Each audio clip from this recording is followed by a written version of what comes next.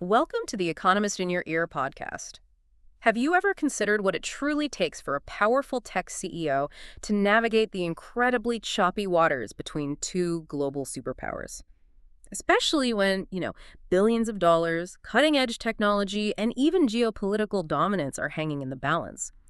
For years, many of us watched Apple's Tim Cook as the quintessential corporate diplomat. He was seen as a master, skillfully managing Apple's massive manufacturing and consumer presence in China amidst, ever-rising tensions. But a recent, particularly insightful article from The Economist suggests we might be seeing a fascinating shift. There might be a new player emerging onto this complex geopolitical chessboard, potentially even more adept at this high-stakes game. It's a really intriguing evolution of the narrative, yeah. And it centers squarely on Nvidia's co-founder, Jensen Huang. The initial framing, the way the story first broke, it painted him as this new strategic go-between, someone who seemingly pulled off a remarkable feat, securing a partial rollback of an export ban on critical AI accelerators. Right. And at first glance, this move looked like it could significantly boost Nvidia's sales by a pretty substantial margin. But as we peel back the layers, look closer, it becomes abundantly clear that this is far from a simple, unadulterated victory. So when we first heard about this, the headline was basically that Jensen Huang had managed to reverse what amounted to a de facto ban, right? The one put in place back in April. Yeah.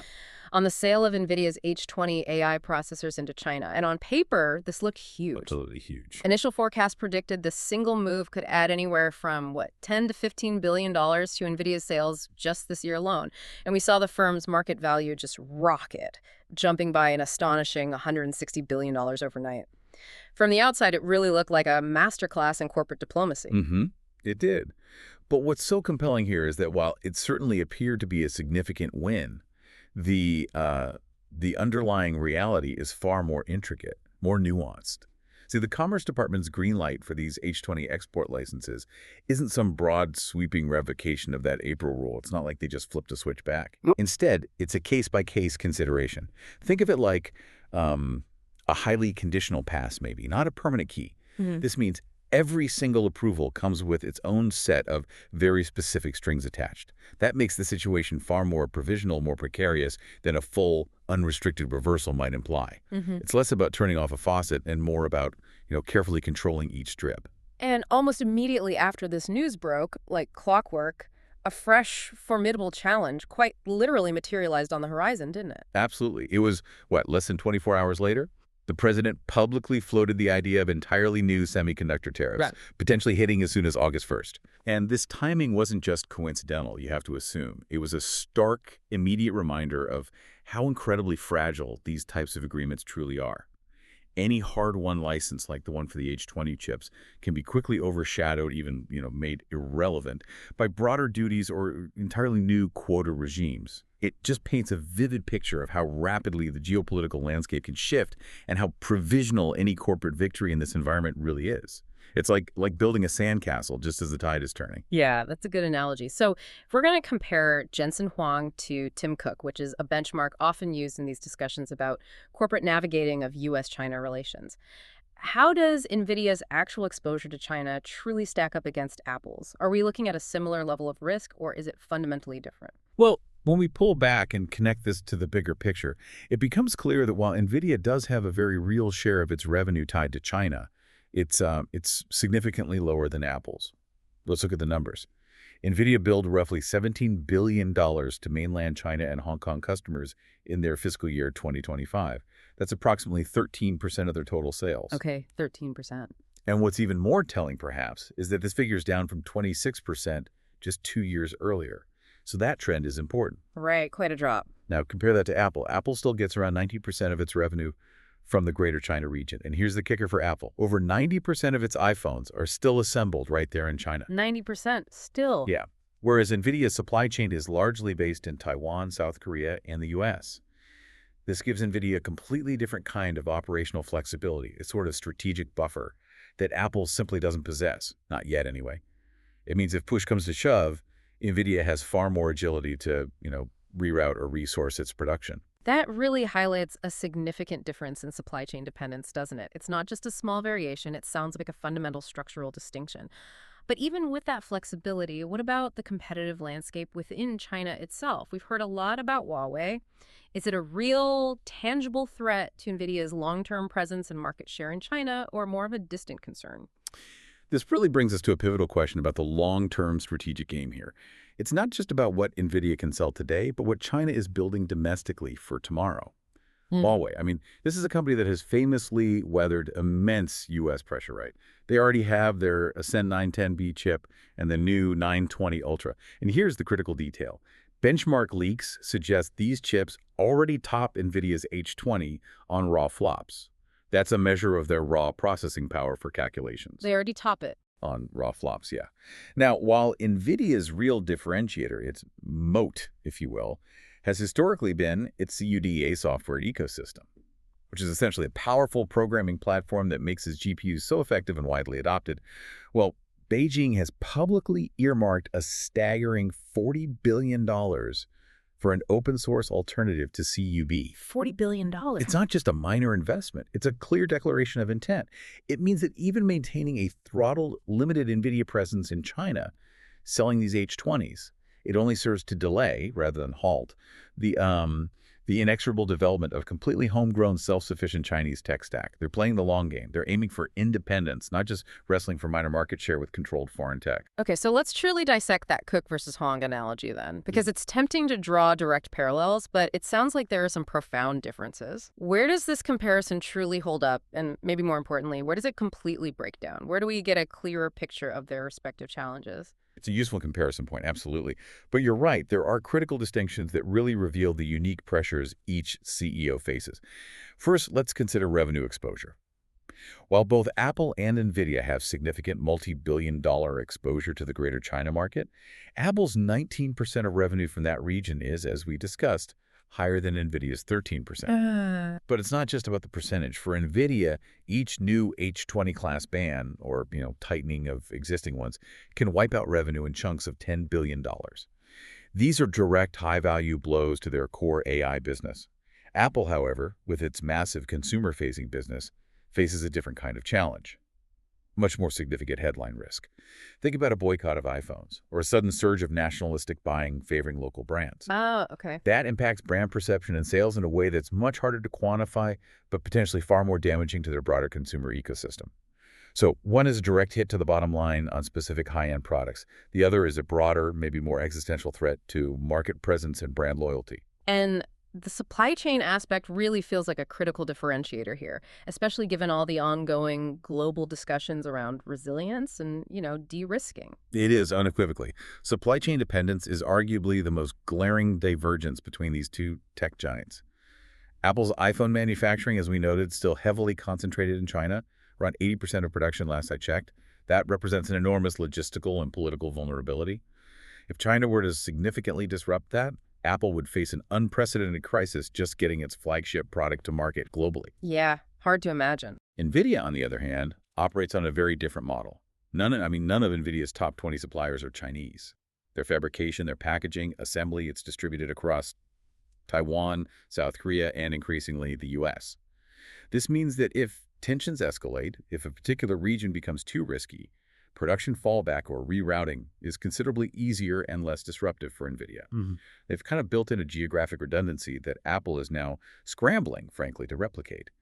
But it's a slow and very costly process. It's like Apple's trying to move an entire city, while NVIDIA just needs to redirect a few vital supply lines. So NVIDIA clearly has far more flexibility in terms of where its actual hardware is produced. What about the very nature of the technology itself that each company deals with?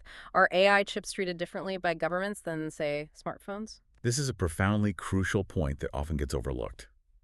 Tech sensitivity. Think about it this way. Smartphones. Well, strategically important for communication, data, the economy. They are ultimately consumer electronics. They are, in a grand geopolitical sense, replaceable. You can switch from an iPhone to a Samsung or a Huawei, maybe with some friction, but you can switch. Yeah. AI accelerators, however, are an entirely different beast. They are considered dual-use technologies. That means they have both commercial and, critically, military relevance. These are the engines powering advanced AI models, which can be used for everything from drug discovery to, well, autonomous weapon systems. This dual-use nature means the export control bar is significantly exponentially higher for Nvidia. Licenses for these types of chips aren't just business permits, they're instruments of national security. And they could evaporate overnight with a single policy shift or, a concerning intelligence report. The stakes are just on a completely different level. That makes perfect sense. The stakes are clearly far, far higher for cutting-edge AI chips than for consumer devices. Okay. And finally, what about the pace of innovation within each company and its strategic implications in this high-tension environment? This factor plays directly into a company's ability to navigate these constantly shifting restrictions and potential bans. Nvidia has a well-established history, almost a rhythm, of continuous GPU and software upgrades. They are constantly pushing the boundaries of what's possible in AI hardware and the software that runs on it. This relentless innovation cadence allows Jensen Huang to both lobby governments and simultaneously ship next-generation parts that might comply with new, tighter regulations. It reduces their single market risk because they almost always have a new, compliant, albeit perhaps slightly detuned, product ready or nearly ready for different markets. So they can kind of stay one step ahead or at least adapt quickly? Exactly. Apple, on the other hand, has recently faced, perceived AI lag, often criticized for not being at the forefront of generative AI the way some of its tech peers are seen to be. This difference in innovation cadence means Nvidia has more strategic levers to pull when faced with export controls. It's almost like they're always designing chips that meet anticipated new thresholds before the old ones are fully restricted. Okay, so looking beyond the initial headlines of a diplomatic win, what are the truly significant, persistent risks that Jensen Huang and Nvidia must still navigate to secure their long-term future in this, fraught, unpredictable environment?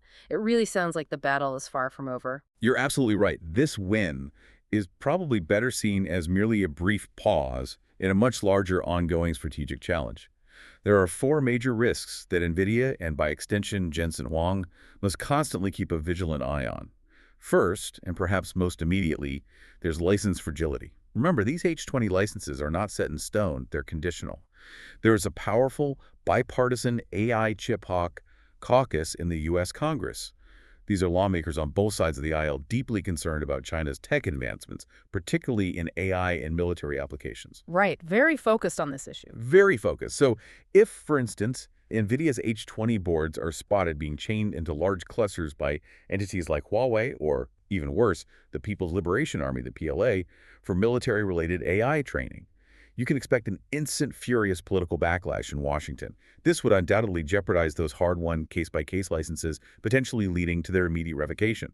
It's like walking a tightrope with a very bright spotlight on you.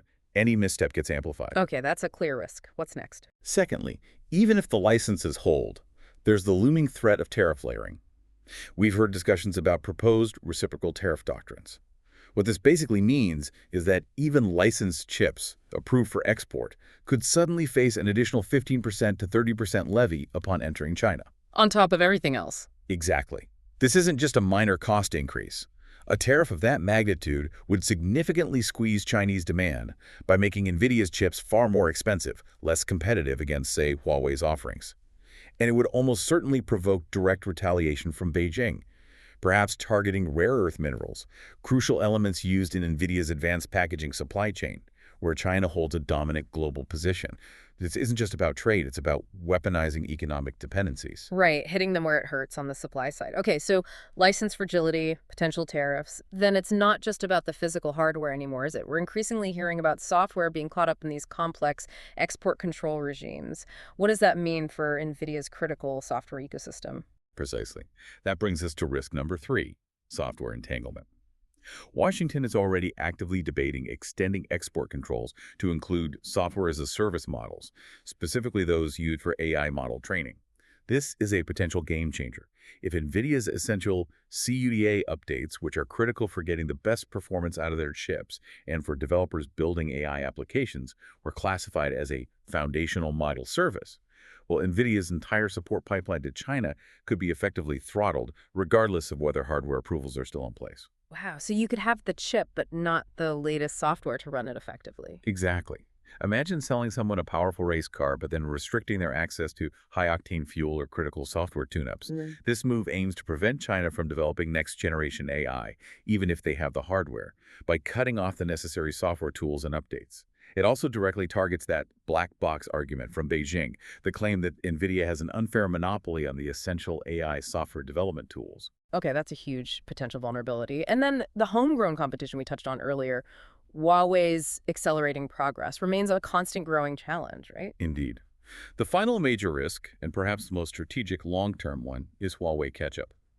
As we mentioned, benchmark leaks are already circulating, suggesting that Huawei's new 920 Ultra chip isn't just competitive, but actually edging past Nvidia's H20 in certain performance metrics.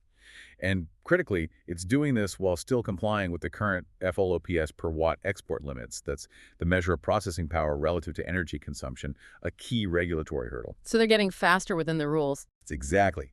For Nvidia, losing this critical early mover advantage in performance, even on these restricted chips, would fundamentally undermine Jensen Huang's entire sell some to stay relevant logic.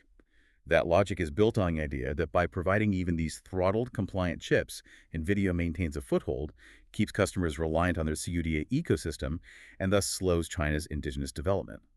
If Huawei surpasses them even on these limited chips, that logic starts to evaporate, and Nvidia risks becoming less relevant, maybe even irrelevant, in the world's largest emerging AI market. That paints a much more complex and frankly precarious picture than the initial headlines might have suggested. So beyond this ongoing shuttle diplomacy and playing defense, what proactive strategic options does NVIDIA actually have to secure its long-term future in this incredibly fraught, bifurcated global environment? It's a testament to the complexity that companies like NVIDIA aren't just reacting. They're actively exploring multifaceted, pretty innovative approaches. One significant option being discussed is implementing a tiered product map.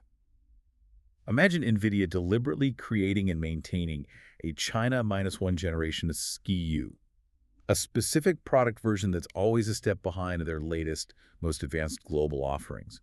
And this chip could come with time-box driver support. Meaning after a certain period, maybe a year or two, NVIDIA might not provide further software updates or optimization for that specific chip generation in China. It effectively discourages long-term local dependence on that particular piece of hardware.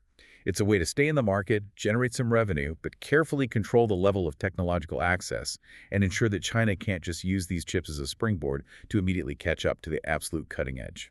That's clever, a way to stay involved but maintain control over the bleeding edge. What about moving away from direct hardware sales entirely in that region? Is that feasible? It's definitely another option being explored. Shifting towards local cloud partnerships rather than direct board sales. This means NVIDIA wouldn't sell H20 class hardware directly into China. Instead, they would license access to that computing capacity via cloud data centers hosted in strategically neutral locations, perhaps Singapore or the UAE. So the chips stay outside China. Precisely. Chinese firms would then pay usage fees to access this H20 class silicon, essentially renting the power, while the physical chips themselves remained physically outside mainland customs and direct Chinese government control. This could bypass many of the direct export control issues and offer NVIDIA a layer of insulation. That's an interesting workaround. And how does domestic manufacturing, especially bringing more production to the U.S., play into this geopolitical strategy? Deeper U.S. manufacturing signaling is becoming increasingly crucial. It's not just about domestic supply chain resilience, though that's key. It's also a political lever. Initiatives like establishing scalar HPC module lines in New Mexico or their announced CoOS packaging facilities in Arizona, CoOS being that critical advanced chip packaging technology. These aren't just business decisions. They give the Commerce Department significant political cover when they issue those revocable licenses for China. By visibly accelerating these domestic efforts, NVIDIA demonstrates commitment to U.S. national security priorities, which in turn could cushion future reviews and make it, let's say, politically easier to maintain some level of controlled access to the Chinese market. It's a strategic investment in political capital, essentially. Building goodwill and strategic alignment at home. Okay. And finally, a fascinating strategy related to NVIDIA's software dominance, their proprietary CUD platform. What's being considered there? Yes. The final, perhaps more radical option is a CUDA openness tactic. NVIDIA could selectively open source older versions of its CUD platform. Now, this isn't opening up the crown jewels, not the latest stuff, but making certain foundational elements accessible. This proactive move could significantly blunt Beijing's persistent argument that NVIDIA controls a black box that monopolizes AI software development, which is part of their justification for those huge investments in alternatives. By offering some level of controlled openness, Nvidia might reduce the political pressure and perhaps slow down the full-scale development of a completely independent Chinese AI software stack. You could buy them more time and help maintain some influence. It's a calculated risk for sure, but one that could offer strategic benefits. So when we pull all of this together, what does this truly mean for Jensen Huang and for NVIDIA's future? It really sounds like while the Economist article correctly identified his recent diplomatic success, that new license is highly provisional, dark tariff clouds are looming on the horizon, and Huawei is sprinting ahead in the domestic race. That's precisely the takeaway, I think.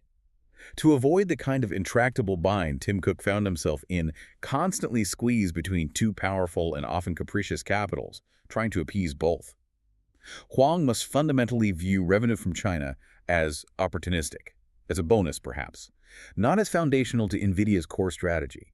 NVIDIA's true long-term edge, its real moat, needs to be anchored firmly in the ecosystems and the onshore or friend-shored capacity they can directly control and defend.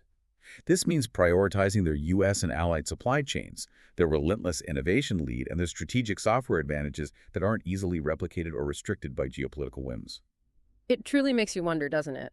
If, in this challenging new era of global technology, a company's ultimate moat isn't just its innovation or its market share anymore, but maybe it's its profound ability to intelligently navigate a world that's increasingly splitting into distinct, often antagonistic technological spheres. What kind of CEO, what kind of company will truly thrive in that future? We'll leave you with that thought.